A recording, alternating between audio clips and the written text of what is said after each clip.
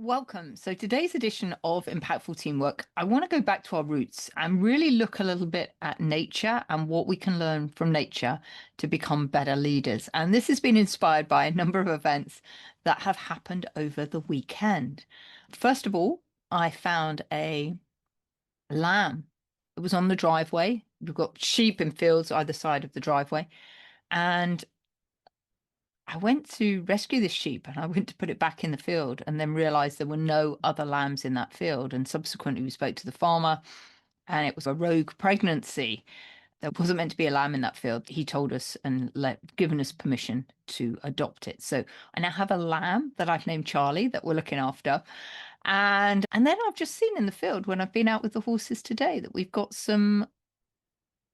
I was going to call them ducklings, but they're not. They're the offspring of Canadian geese. So whatever you call them, geeslings, I don't know what it is. But a lot going on in nature at the moment. So clearly, I think nature is such a great example for us of what's going on. And so today I really wanted to talk about the topic about regeneration and what nature already knows about leadership. And I want to signpost you to start with to a video. It's one of my favorite on YouTube. And it is all about the regeneration of Yellowstone National Park. Because in nature, or in ecology, should I say, there is a phenomenon that's called trophic cascade. And what happened at Yellowstone National Park in the early 20th century was that the wolves were removed. And as a result of taking the wolves out of that ecosystem, the deer population absolutely exploded. But that caused problems because they overgrazed the riverbanks. And as a result of some of that soil erosion, the rivers changed course and some of the songbirds disappeared. And just by changing one dynamic, the entire ecosystem began to collapse. Not because of a predator, but because one relationship had been severed. And what's really ironic is when the wolves were reintroduced to Yellowstone Park in 1995, the rivers literally changed course again. The deer population began to get cold because obviously the wolves were feeding off of the deer. And as a result of there being less deer, the trees started to flourish more, the beavers returned, the fish returned. So one relationship restored, regenerated everything. And I wanted to share this story with you today because I think most organizations today are doing exactly this. They're removing the relationships that hold the system together and wondering why everything is collapsing. So today on Impactful Teamwork, I want to talk about what nature has always understood about regenerative leadership, why it matters more than ever, and the uncomfortable truth about the behaviours that are quietly sabotaging it, probably including some of your own. So many of you have heard me speak about this a lot of times before, but the dominant model of leadership in most organizations today is built on what I call extraction. Workers are often seen as costs, departments are siloed, success is measured at the expense of something. And unfortunately, that's usually our team members or the culture or maybe the long-term sustainability of the business. And we rarely name those costs directly, but they show up. They show up in the fact that the way that a lot of business is being run today is what we call the me economy. It's very ego-led. It's built on the assumption that the leader at the top knows best, decides everything, and holds it all together. And believe me, I understand that model. I lived inside it for many years in my corporate career at Arthur Andersen and Deloitte. And I think many leaders in that situation, they feel like they're in control. And it's not really, it's just that people are being very complicit and following their guidance. And we know if you're a team member, that's not a great place to be. And we only have to look at the data to support this because the data is brutal. 86% of business failures are caused by silo mentality and poor collaboration. Think about that, 86%, that's a phenomenal amount. caused by their silo mentality and poor collaboration because there are no relationships between people in different teams. Nobody is communicating and nobody is aligned behind the shared vision of where the business is going. Otherwise, they would be communicating and collaborating together. And in fact, this is substantiated by the fact that only 14% of teams operate with genuine cross-functional unity. And a staggering 83% of team members report change fatigue. So this is the problem. We're running a 21st century business on an industrial age operating system. The command and control model made sense is when the tasks were predictable and the people were interchangeable. But none of that is true now. And one of the challenges that we're finding more and more is CEOs who are becoming the ceiling of their own business. And it's not because they're not talented. It's because the model that they're using relies on all the thinking happening at the top of the organization. And it's actually training everybody beneath them to comply rather than contribute. So what does this mean? It means that over time, accountability sits with just one person. Decisions pile up, the team waits, the leader burns out. And then no reinvention is actually possible in the business because the leader is no longer operating at full capacity. And it's really understandable why this has happened. In fact, I think that this is one of the biggest culprits for this happening, and this is our mobile phone. Because leaders today are more available than ever.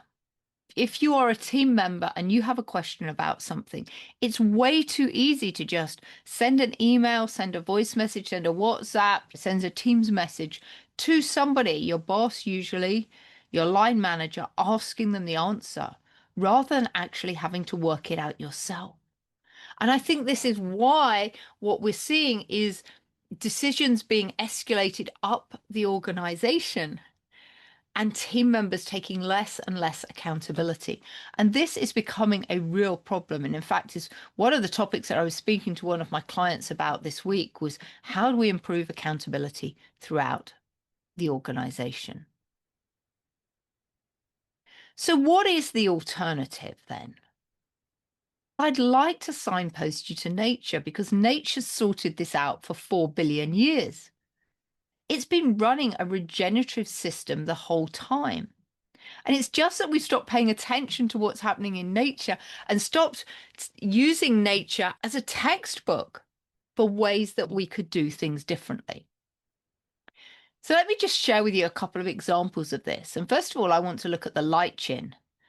And lichen, that's that crusty stuff that you see on old stone walls. And what this is really fascinating, it's actually two entirely different organisms, fungi and algae. But they're so intertwined and mutually dependent that scientists initially assumed that they were one creature. And what's interesting here is that the fungi provides the structure and protection, and the algae provides food through photosynthesis. And neither can thrive alone. And together they colonize environments that nothing else can survive in. So things like Arctic rock or desert stone. So that's an example of true interdependence. And that's really what a regenerative relationship would look like. So imagine this. Imagine if your finance team and your sales team operated like lichen. Imagine if your leadership team genuinely co-owned outcomes rather than defended their own territories. What a difference that would make to business. What a difference that would make to the culture and the environment we worked in. Now, as many of you, I've spent a lot of my time studying wild horses and actually being around my own horses. And what's really fascinating is when we look at horse herds is that they've been navigating uncertainty and sustaining high performance for millions of years. And in a horse herd, we don't have hierarchy and control. Instead, we have shared leadership, collective awareness, and absolute alignment behind a shared direction. And when people come and partner with the horses on our leadership days, one of the things that we share with them is the diamond model of leadership. And in the diamond model of leadership, the lead mare sets the direction. She's actually at the front. The stallion is at the bottom of the diamond, leading from behind. He's protecting and sweeping and training the next generation. And then we've got the lieutenants or the sentinels on either side of the diamond. And they're out there sensing the danger first and stepping forward when needed. And what's interesting within the horse herd is that every single herd member knows their role and is accountable for it. Yes, accountable.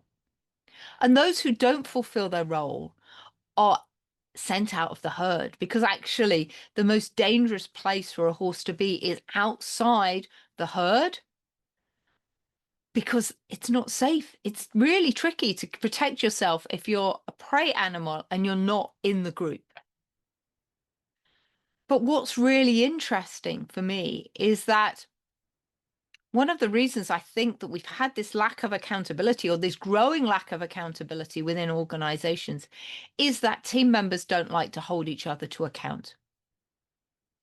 We're afraid of upsetting somebody or saying something that might be deemed inappropriate or wrong.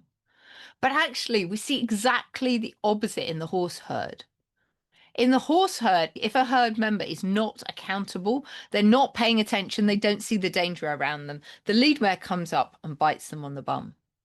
But what's different in the horse herd is the horse knows it's been reprimanded for not paying attention, not being accountable. But it doesn't walk around for the next 2 days, 3 days, weeks, months, being mad at somebody for showing them that they hadn't been accountable. They, as we say, they go back to grazing. And so I just wonder what would happen in terms of relationships in the workplace if we could have more candid conversations, take on board, get the feedback, and then go back to grazing. Because the thing is, in the horse herd, the leadership is never a given. It's constantly re-earned. And the lead mare keeps her position because she keeps performing. And the moment she doesn't, she's challenged. And I often wonder what happens in business if we held our leaders to the same standards if they weren't performing. So let me just summarize this. I think in essence, what we have here are 3 regenerative principles that nature demonstrates. And the first of those is that we've got interdependence over independence. So nothing in nature thrives in isolation. The ecosystem's health is the unit of measurement. The second principle is rhythm over relentlessness. Nature has seasons, rest, it becomes dormant, it renews.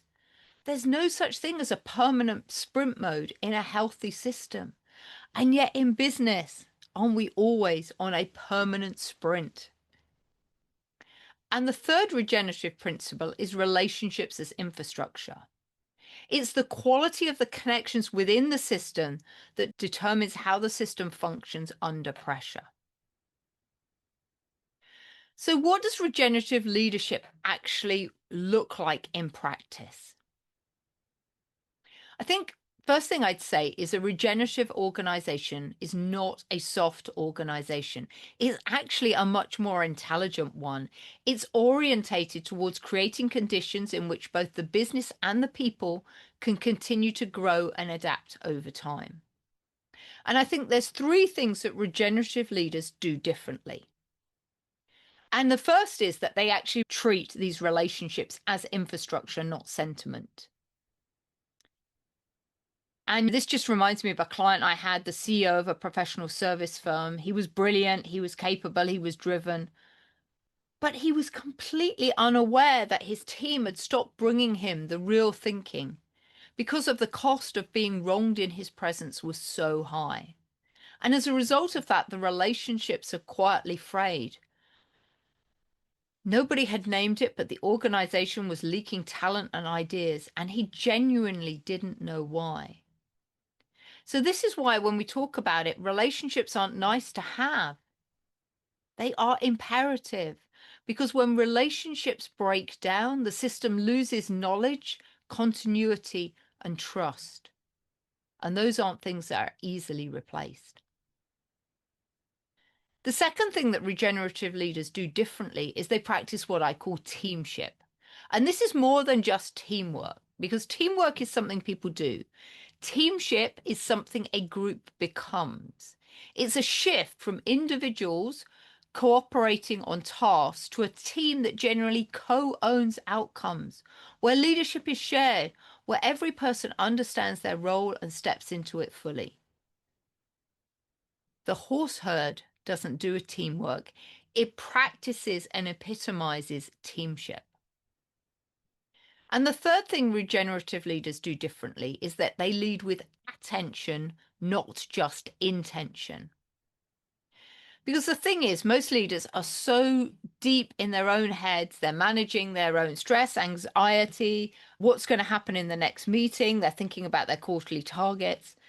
They're actually so in their head, they're not actually reading what is happening in the room right here and now. They're definitely not present in their body. They might be physically there, but they're not present to what's going on. And the problem is a leader who cannot read a room cannot sense the energy of the room, and they cannot notice what is not being said.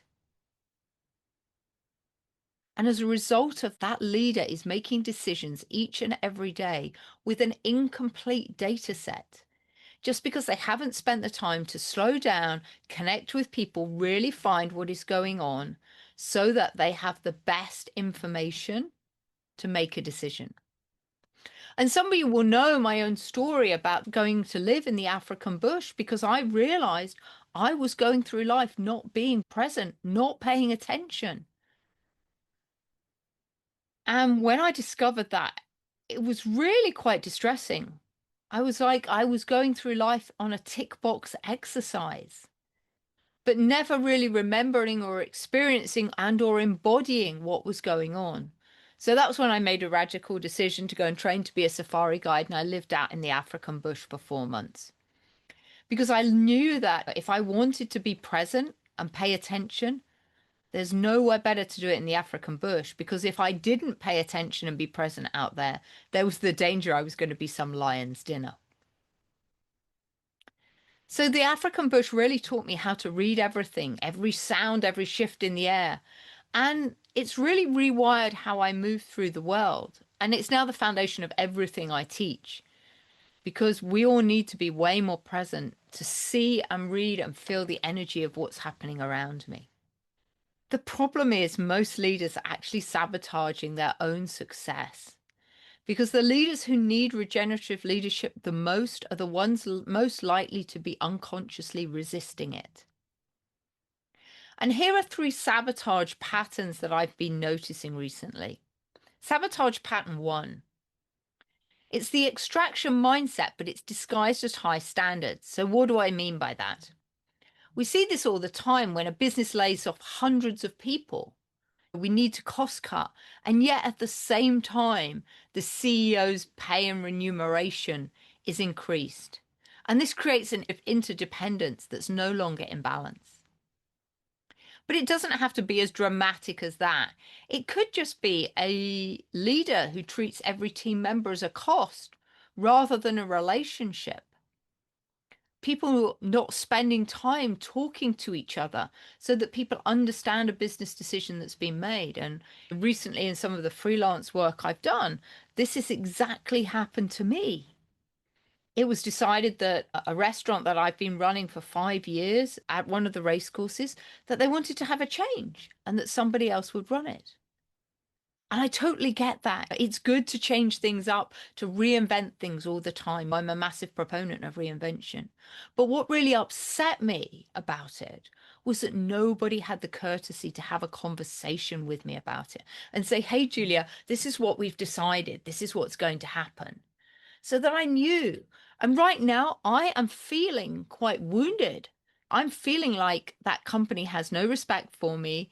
And it's just treated me right there as a team member that's a cost, rather than a person to have a relationship with. The second sabotaging pattern is business as a substitute for being present. Now, we see this a lot, don't we? Leaders and managers running around crazy busy. But actually, often I think that busyness is an evasion tactic. If we stay busy, then we don't have to deal with things like having a difficult conversation because we just don't have time for that, right? And recently I was talking with a client and I asked them, when did they last sit down with their team and do nothing except listen?